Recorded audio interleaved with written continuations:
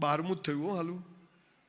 મેં સાયન્સ રાખ્યું, બધું ડૉક્ટર થઈ જાઉં, ગરીબી દૂર થઈ જાઉં. હું બહુ જ હોશિયાર સ્કૂલમાં, બધું મોઢે. તમને જુઓ સાહેબ, જીવન ક્યાં લઈ જાય છે ને કેવી રીતે જીવન ચાલે છે. આપણે મંદિર જતા હોય અને કૂતરું બટકું ભરી જાય, આપણે બટકું ભરાવા ગયા હતા? હા, ઘણીવાર એવું થાય, પ્રેમ આપણે કરીને લગ્ન બીજો કરી જાય. આ બધું જોરદાર છે. અહીંયા બધું જુદું ગણિત ચાલે છે, પણ એ કોઈ ખબર પડતી નથી. અને રોજ એમ થાય કેમ નુકસાન થયું, કેમ આજે દિવસ ખરાબ છે, પત્ની કેમ આમ કરે છે. આના હું તમને જવાબો આપવા આવ્યો છું. 1984માં મેં સાયન્સ રાખ્યું.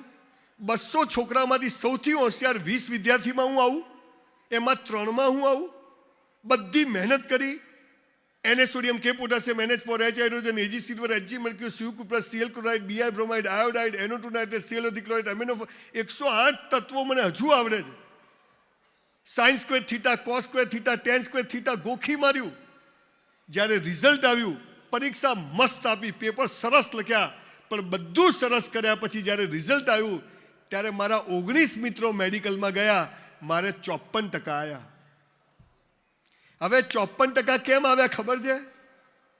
1984માં 54% કેમ આવ્યા? કેમ કે આજે લાઠીમાં મારે અહીંયા કથા કરવા આવવાનું હતું, એટલે 54% આવ્યા. આપણા પ્લાન કરતા ભગવાનના પ્લાન મોટા હોય છે.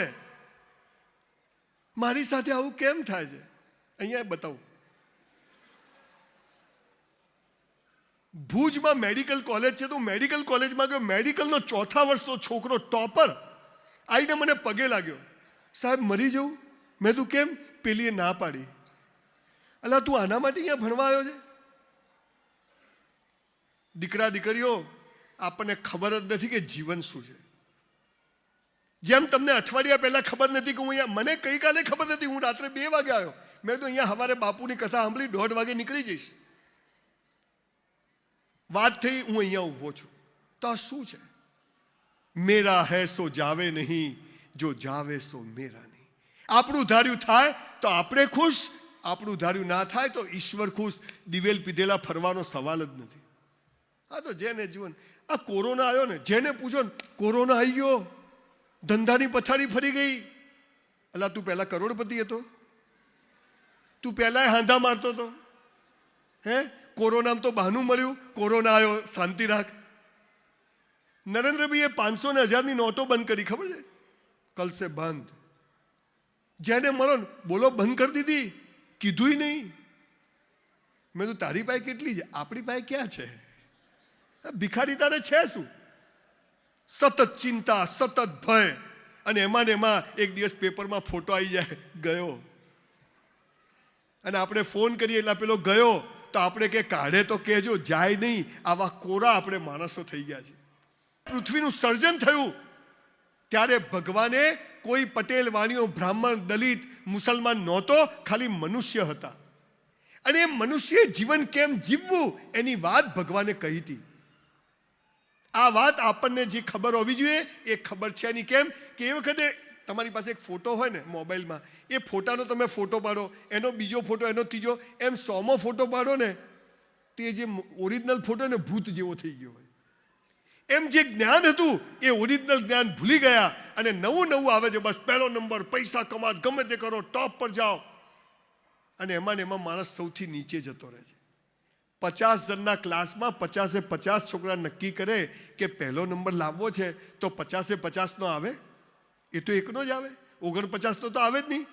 પણ એ શીખવાડવામાં આવે કે તું મહેનત કર, અને પછી જે પરિણામ આવે ત્યાં તું પહેલો નંબર જ છે, કે ઈશ્વરે એના માટે તારો છેલ્લો નંબર લાવ્યો છે, તો મજા છે. પણ આ કોઈ કહેતું નથી. બધું જરૂરી છે. ભગવાને થુવરિયા ના બનાવ્યા તો આપણા ખેતરોની રક્ષા કોણ કરે? આપણે ગુલાબ જોડે જ કાંટા મૂક્યા છે. પણ આપણને સ્કૂલમાં ઊંધું શીખવાડ્યું છે કે સુખ જોઈએ, દુઃખ નથી જોઈતું, અમીરી જોઈએ, ગરીબી નથી જોઈતી, જન્મ જોઈએ, મૃત્યુ નથી જોઈતું. બાપાનો માલ છે. બાય 1 ગેટ 1 ફ્રી છે. એક ખરીદો, એક મફત. તમે જુઓ, તમે તમારા દીકરાને 20 લાખનું બાઇક લાવી આપો, હાર્લી ડેવિડસન, સુખ જ સુખ, ઠોકીને આવે તો દુઃખ જ દુઃખ. વરસાદ ના આવે તો કે આવતો જ નથી, અને પછી આવે તો કે હવે બહુ થઈ ગયો, ઝપી જા. આપણા બાપાનો નોકર છે. આપણને કશું ગમતું નથી.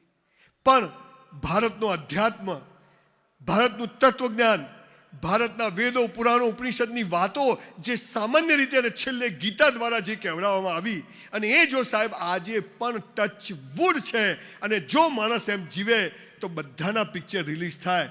મજા છે. મને સમજાવો, આપણે મુકેશભાઈ અંબાણી અને અનિલભાઈ અંબાણીને હરખા રૂપિયા આપ્યા હતા ને? હે, કોઈ ભેદભાવ કર્યો તો? મુકેશભાઈ જલસા છે, અનિલભાઈને હમણાં લોચા ચાલે છે. હે, અમિતાભ બચ્ચનનો છોકરો સુપરસ્ટાર થઈ જાય, બિચારાને જાહેરાત નહીં મળતી હમણાં. કોઈએ કોઈના જેવું બનવાનું નથી, પણ દરેક વ્યક્તિએ પોતાની જાતને ગઈકાલ કરતા આજે બેસ્ટ બનાવવાની છે. આટલું જ કરવાનું છે. આપણી જાતની હરીફાઈ આપણી જોડે, મારી હરીફાઈ કોઈ જોડે છે જ નહીં.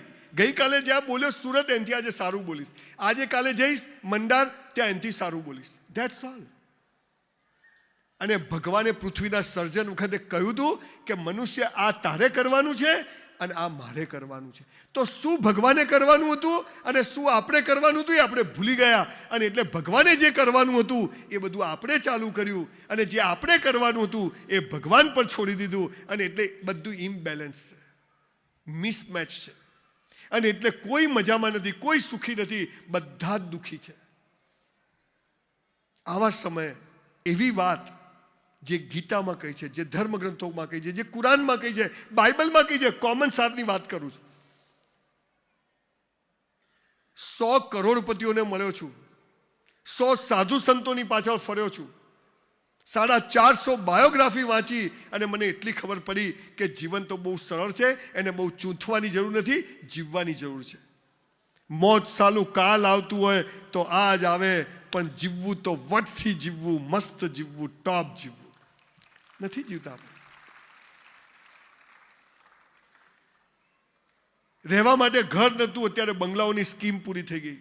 બાપુજીની ઓટલા પર દરજીની દુકાન હતી, હાલ 200 દુકાનનું કોમ્પ્લેક્સ બને.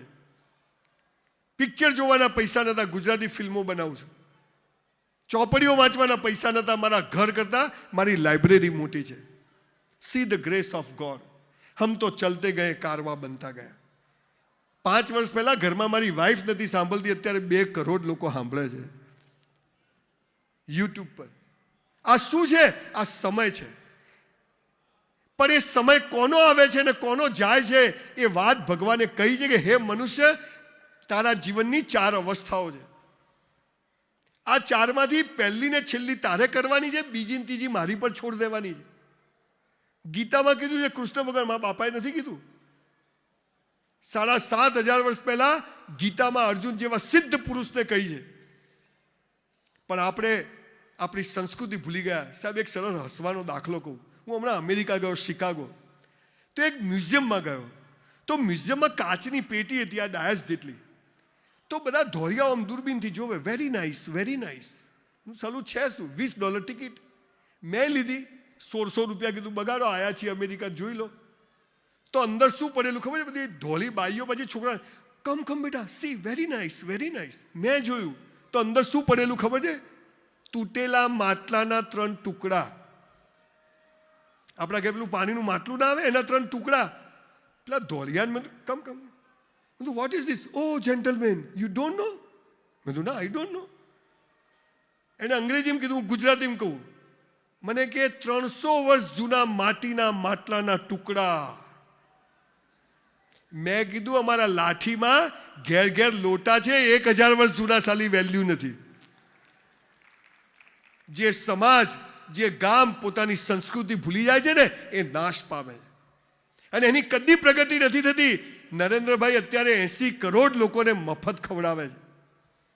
એનું કારણ કે જે 7,28,000 ગુરુકુળો હતા, એની જે વાત છેવાડા સુધી પહોંચતી હતી, એ આજે પહોંચતી નથી. અને એટલે કોઈ મજામાં નથી. મનુષ્ય જન્મ મળવો એ જ સફળતાનું સૌથી પહેલું પગથિયું છે. પૈસા તો હલકા લોકો પાસે બી હોય, દારૂ, જુગાર, ડ્રગ્સ વેચવાવાળા જોડે બી હોય, ખરાબ ધંધા કરવાવાળા જોડે બી હોય.